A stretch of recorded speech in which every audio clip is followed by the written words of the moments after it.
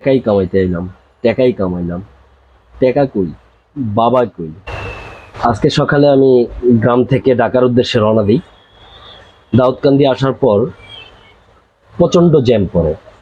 ওই জ্যামে এক একটা গাড়ি 6 থেকে 7 ঘন্টা ধরে আটকে আছে, বের হতে পারেনি। তো আমি বামের লেন ধরে গাড়ি টানতে থাকি। তো ঠিক দাউদকান্দির ব্রিজের মাঝামাঝি জায়গায় আসার পর শ্যামলী বাসের সুপারভাইজার আমাকে থামায় এবং তা জানায় আমাকে যে তাদের একটা স্টাফের বাবা মারা গেছে, ইমিডিয়েটলি তাকে ঢাকায় যেতে হবে, শ্যামলীতে যেতে হবে, আপনি একটু লিভ দেন।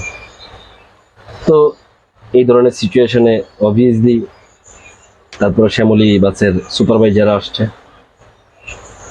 তো আমি লিভ দিলাম, নিয়ে নিলাম ওনাকে নিয়ে।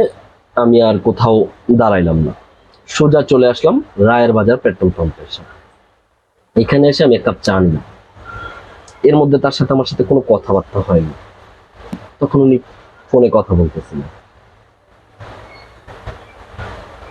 বাবা মারা যাওয়ার পর সন্তান যেভাবে কথা বলে ঠিক সেইভাবেই।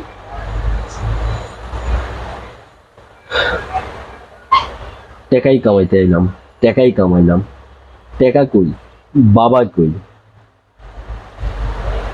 আর কত টাকার পিছে দৌড়াম, না না টাকা পাইলাম, না বাবা পাইলাম। টাকা আসলে কই, এই একটা প্রশ্ন শুধু যে ওনার, বিষয়টা এরকম না। আজকের যুব সমাজের প্রতিটা মানুষের প্রশ্ন, টাকা আসলে কই।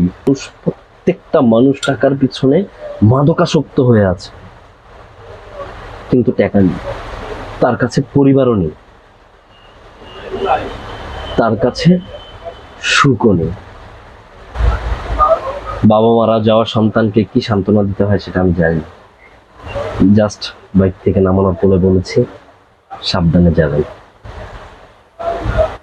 এভাবেই আপন মানুষদের কাছ থেকে টাকা আমাদের দূরে সরিয়ে রাখে।